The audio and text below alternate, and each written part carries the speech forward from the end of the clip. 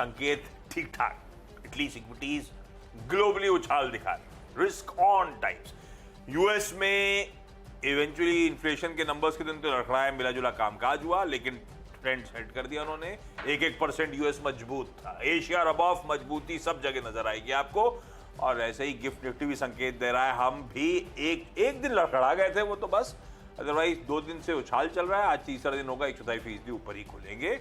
नए रिकॉर्ड कल भी जड़े थे और आज भी डायरेक्शनली पॉजिटिव ही क्यूज आते हुए। ऐसे में पिच, स्टेडियम, ग्राउंड सब दिखाइए भाई, कैसा मूड है फ्राइडे को।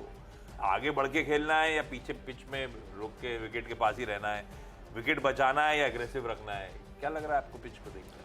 मुझे लगता है आज विकेट बचाना चाहिए। हाँ। क्योंकि अगले 4 दिन और खेलना, आपको टेस्ट मैच है आपका आज से शुरू रहा। अगले 4 ही दिन कार्रवाई सत्र में एक छुट्टी है, तो उसमें से 3 ही दिन आप खेलोगे बढ़िया से। तो कुल मिला के आपको अपना विकेट बचाना है, क्योंकि यूएस में जो मार्केट था तो ज़बरदस्त रैली थी कल और सारे इंडाइसेस वो चले, और वहाँ पे के जो छोटे शेयर्स वाला इंडेक्स है रसेल 2000, उसमें बड़ी तेज़ी बनी, 1.5% की मजबूती थी उसमें।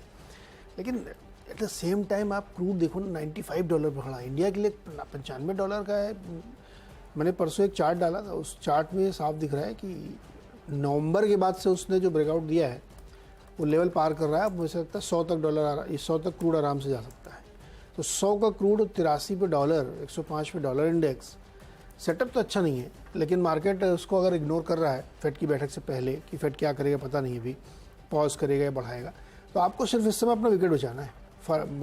अगले थर्सडे मॉर्निंग को हम लोग डिस्कस करेंगे क्रीज पे जमे रहना, क्या हुआ, क्रीज पे जमे रहिए, क्योंकि थर्सडे के बाद फिर आपको हो सकता है ऐसी अपॉर्चुनिटी मिले जो आपको बहुत ज़्यादा रन बनाने का मौका मिल जाए। तो इस समय डिफेंसिव प्ले करने का मौका है।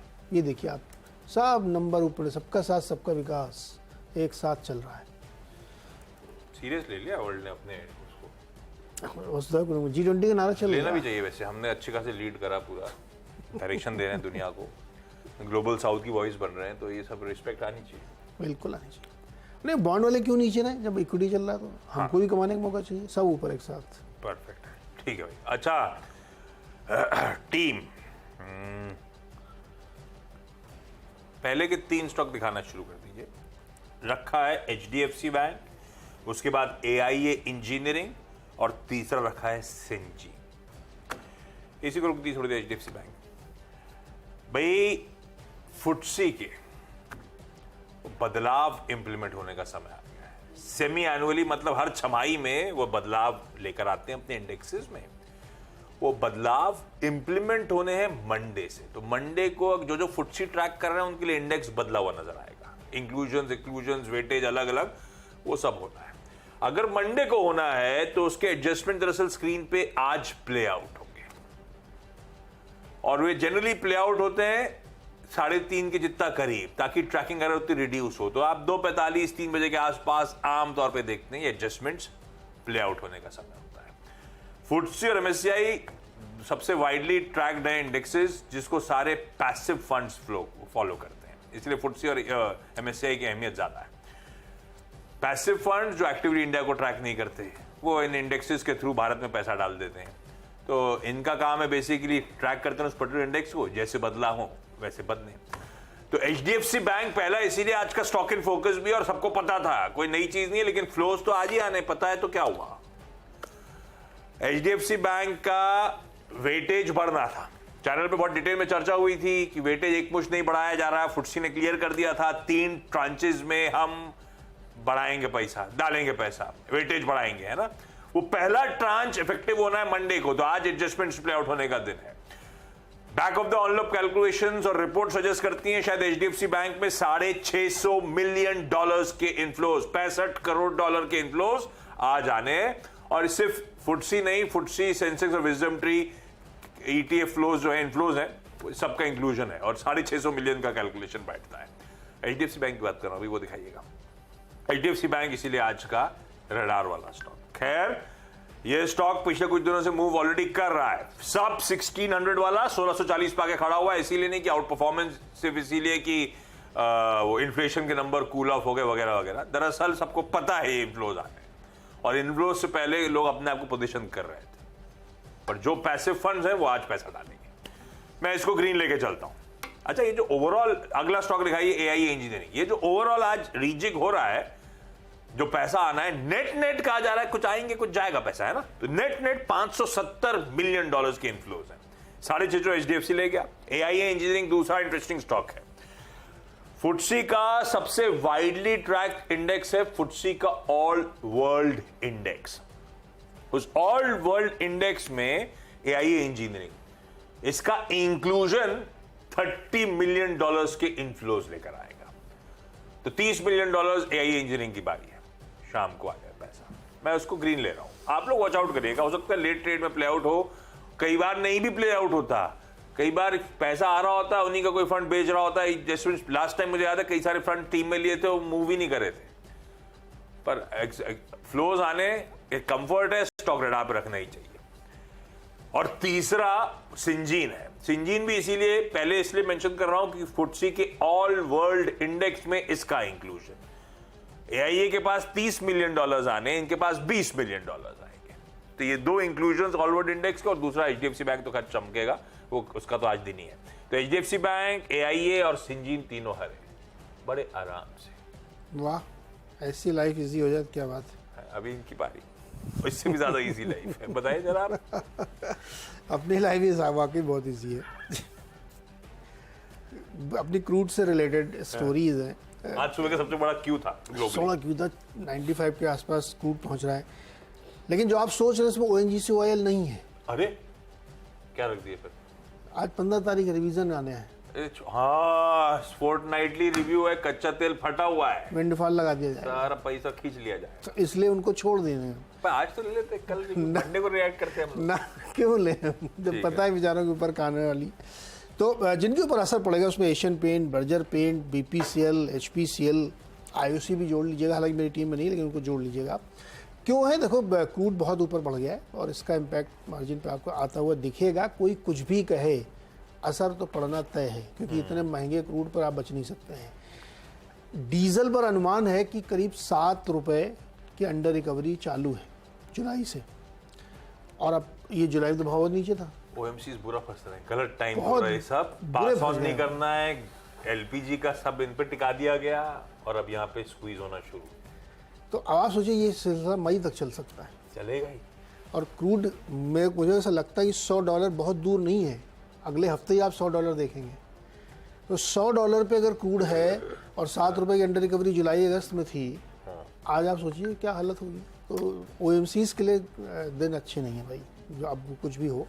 और वैसे क्रूड डेरिवेटिव्स यूज़ करने वाली जो कंपनी, उनके लिए भी दिन अच्छे नहीं, मार्जिन सीवियर इम्पैक्ट आएगा। तो मुझे लगता है कि इन 4 स्टॉक में हो गए। एशियन पेंट तो दिक्कत हो, ग्रासिम भी जल्दी करना शुरू कर रहा है। देखिए कल मैंने पेयर ट्रेड मैंने देखा, बनाने की कोशिश की। मैं नहीं कहता पक्के तौर पर ऐसा ही होगा क्या, लेकिन जैसे वो खबर है उसके बाद आप एशियन पेंट देखिए, उठ नहीं पाया बेचारा, 1.5% नीचे गिर गया था। उसके बाद गिर के कंसोलिडेट करता रहा, लेकिन अब वो रिलीज में कहा भी है नंबर 2 बनने के लिए आए हो। तो डिस्ट्रप्शन तो है। तो थोड़ा सा ध्यान रखिए इसमें। मुझे लगता है ये 4 स्टॉक मेरे हो गए जो क्रूड से सीधे जुड़े हुए हैं। अपनी कहानी आगे बढ़ाता हूँ, फुटसी वाली। कुछ सिलेक्टिवली रखे, अदरवाइज लिस्ट तो बहुत लंबी थी। सिलेक्टिवली में अगला स्टॉक जो है वो एनएमडीसी स्टील रखा है।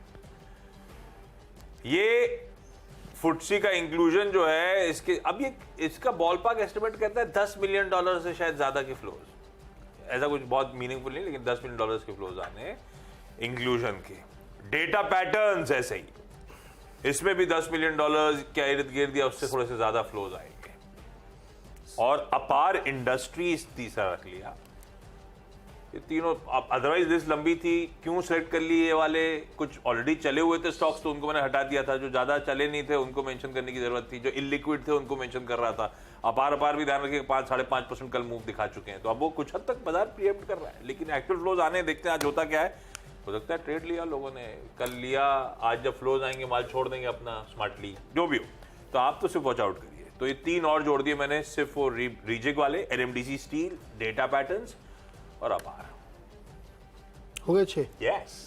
तो फटाफट 2 बताते हैं। इंडिया पेस्टिसाइड्स, कल इसमें सुधा अग्रवाल जो उनकी प्रमोटर हैं, वन ऑफ द प्रमोटर हैं, उन्होंने बिकवाली की है। एक्सचेंज पे इसकी जानकारी दी गई है। 14 सितंबर को ओपन मार्केट में उन्होंने माल बेचा है, तो उसको आप रेड में रख सकते हैं। जेएमएम फॉडलर ने एक छोटा सा एक्विजिशन किया यूएस में, मिक्स प्रो करके एक कंपनी है, उसका क्या बहुत छोटा सा है, लेकिन उनका मानना है जो उनकी रिलीज में था कि इसके ज़रिए उनको काफ़ी गेन होने वाला है। तो यूएस में ये इन्होंने किया है, 100% हिस्सेदारी इन्होंने ले ली है, तो इसलिए इसको भी रख सकते हैं। अक्टूबर में ये पूरी डील क्लोज हो जाएगी, तो जीएमएम फॉडलर को ग्रीन में रख सकते हैं। 4 स्टॉक्स में एक प्रूडेंट कॉरपोरेट, इन्होंने कल एक सूचना दी एक्सचेंज में कि इनको एक लाइसेंस मिला है, कंपोजिट लाइसेंस, जिसके तहत ये कॉरपोरेट एजेंट के तौर पे काम कर सकते हैं। अच्छी खबर है इनके लिए। 8वां स्टॉक है ग्रासिम। देखिए कल इन्होंने अपने ब्रांड नाम का लॉन्च किया है, बिरला ओपस। जेफरीज ने इस पर एक रिपोर्ट निकाली, 2270 का टारगेट दिया है। स्टॉक हालांकि 10-15 दिन में 200 रुपये चल चुका है। तो ये क्या 3 फैक्ट्रियाँ इनकी प्लांट एकदम रेडी हो जाएंगी और Q4 में लॉन्च होगा, 24 में, मतलब जनवरी से मार्च के बीच में कहीं भी। हालांकि ये 3 महीने शेड्यूल से लेट, पहले उन्होंने कहा था कि दिसंबर तक हो जाएगा, लेकिन फिर भी कह रहे हैं नंबर 2 बनने के लिए आए हैं, तो देखते हैं कैसे होता है, लेकिन ग्रीन में रखिए इसको। CG पावर 9th स्टॉक है। इसमें डैम कैपिटल ने एक रिपोर्ट निकाली है CG पावर पर और 500 रुपये का टारगेट दिया, इनिशिएट किया कवरेज, मतलब आज से उन्होंने शुरू किया है। इनका ये मानना है कि टर्न अराउंड स्टोरी है, प्रॉफिटेबिलिटी ग्रोथ अक्रॉस सेगमेंट में, और इसने इनकी अगली ग्रोथ का बेस तैयार कर दिया है, तो इसीलिए इन्होंने कवरेज इनिशिएट किया, 500 का टारगेट रखा है, तो इसको भी ध्यान में रखें। 26% की अर्निंग आएगी इनकी CAGR 23 से 26 के बीच में। 10वां स्टॉक है टीटागढ़ रेल। इस पर HSBC की रिपोर्ट है, 900 रुपये का टारगेट है। ये एक्चुअली टारगेट इन्होंने रेज किया, 750 से बढ़ा के 900 किया, 750 आ गया तो इन्होंने 150 रुपये टारगेट बढ़ा दिया। इनका मानना है प्राइवेट सेक्टर से रेल वैगन का ज़बरदस्त डिमांड आ रही है, और एक्चुअली इनकी ऑर्डर बुक है भी बहुत बड़ी, तो उसकी वजह से इन्होंने रेज किया है, और उनको लगता है कि काफ़ी बड़ी ग्रोथ यहाँ से, प्रॉफिट में कम से कम 2.5 से 3 गुना की ग्रोथ 2026 के FY तक आती हुई दिखेगी, तो इसको भी ग्रीन में रखिए। 10 हो गए क्या? 10। ये क्या है, सुबह सुबह बैटरी ऑफ हो जाती है। ये सुबह सुबह बुला लेते हैं ऑफिस, जबकि देखिए लोग अपनी फिटनेस के लिए क्या क्या नहीं करते हैं। दिखाइए डायरेक्टर साहब, दिखाएंगे नहीं क्या?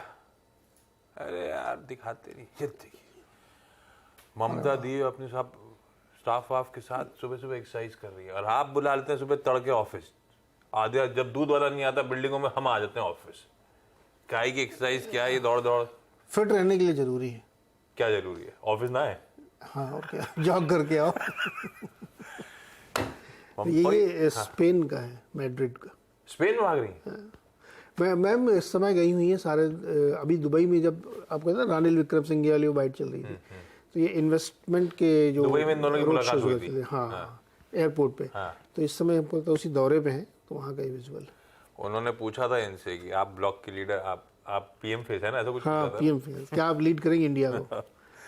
खैर ठीक है भाई, हम भी करेंगे एक्सरसाइज। आप दौड़ के आते हो सुबह? यस, एकदम दौड़ते हुए आते हैं। दौड़ते हुए आते हो, दौड़ के नहीं आते?